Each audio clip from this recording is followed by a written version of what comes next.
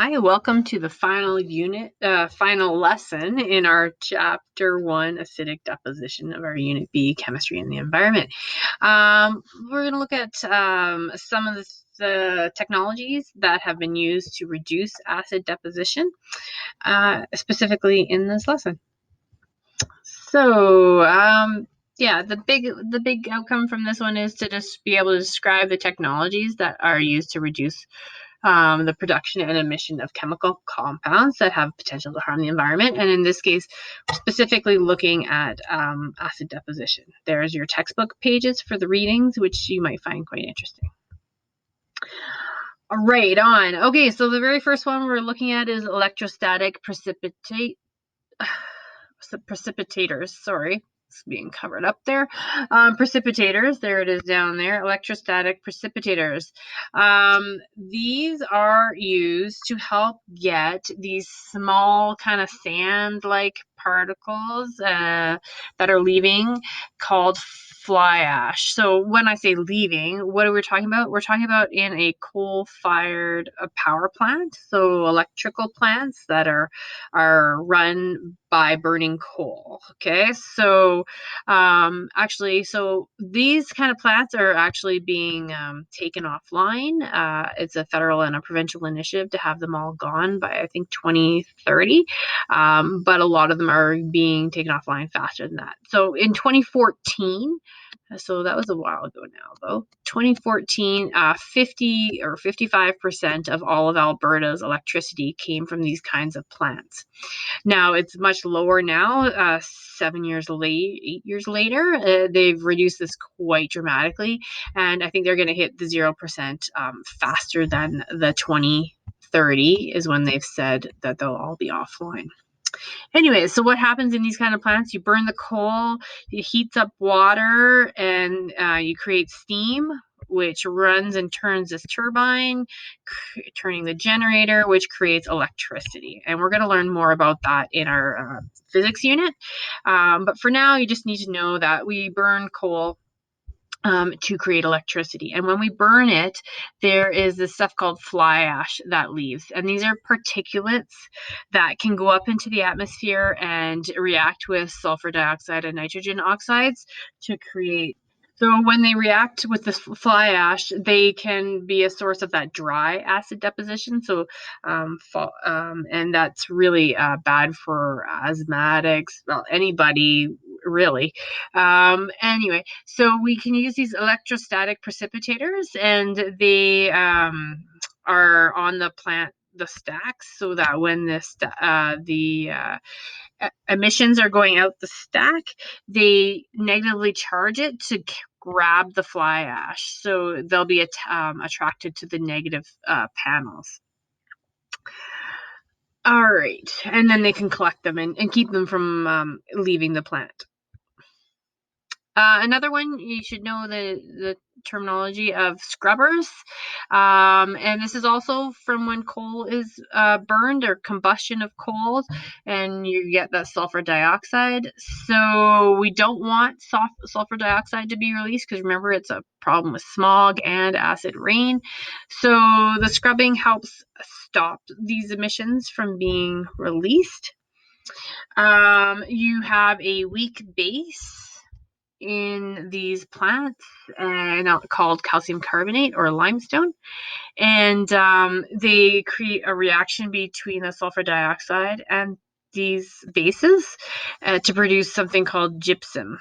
And then they can recover this substance and make drywall and other things like plaster Paris and cement from these substances. So a win here, you're pulling out the sulfur so that it's not going to go into the atmosphere as sulfur dioxide, and then you can make a byproduct from that process. So that's a scrubber, and that's to get rid of sulfur dioxide emissions. So that helps reduce sulfur dioxide emissions. Catalytic converters. Now these focus on helping reduce emissions directly from your vehicle. Okay, so we're not talking about at the plant part, we're talking about the actual vehicle. So to reduce nitrogen oxides, carbon monoxide, and any hydrocarbons from coming out of your tailpipe. So these are actually on the tailpipe catalytic converter. They have a whole bunch of catalysts, metal catalysts in there, and these are substances. There's the definition of catalyst. They're substances that increase the rate of a chemical reaction, and they're not altered in the process, so they're not used up. So it's fantastic. So you have these different metals called platinum, palladium, rubidium in there that help create these reactions that instead of producing these noxious emissions, we are producing carbon dioxide and water as byproducts. I mean, yeah, there's something else in there. Okay, yeah, so catalytic converters. So if you can't stop the acid rain from being created or the sulfur and nitrogen oxides from being created, some of these processes help us make our keep the lake's pH in check. So this process of liming is where we basically add a base to the acidic lake to help neutralize the acid that's been added. So you can use lime, which is calcium oxide, and that's a base molecule that can neutralize any acids that have gotten into the lake. So that can help with the effects of both of these substances, nitrogen and sulfur oxides. So there's some other solutions too. You just want to reduce those emissions. So the usual, start carpooling, walk, bike more, take public transit. The less you use your car, the less of these pollutants will be produced. Using a different kind of vehicle to travel, like a fuel cell car, making sure that your car is running really well, getting emissions tests, alternate sources of energy for your electricity, like water and wind, turning off lights and appliances. Just don't waste electricity, recycling, so you're not having to do all that mining for all the new materials, and improving the insulation in your house will help reduce those heating costs and use of electricity. So moving on to photochemical smog. So what is this? Smog is what this picture looks like. We've all kind of seen that. Some days you get that real haze, that brown, reddy haze hanging over the city. That is called smog. And it's basically just a combo of the word for smoke and fog. Typically, it's a result of high emissions of nitrogen oxide, particulates, hydrogen sulfide, and this tropospheric ozone. So this is ozone. You've probably heard of ozone before, but you thought of ozone layer, which we're going to talk about later. But this ozone is at the ground level. This is not good ozone. All these chemicals really cause irritation to your eyes, nose, throat, and can cause asthma and other breathing issues. And these, you'll see a big spike.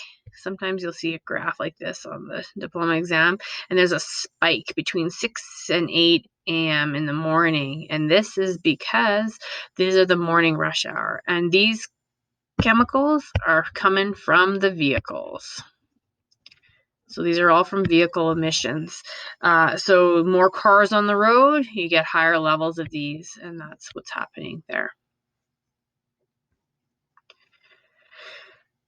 Just a little note on what is ozone. Ozone is oxygen forming with an extra oxygen atom to form O3. So it's 3 oxygen atoms together.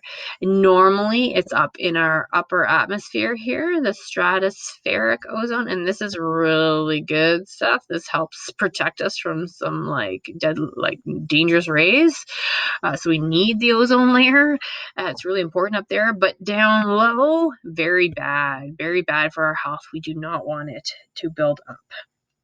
Up here, it protects us from UV radiation, which we'll be talking about. I think that is in the physics unit, the 3rd unit.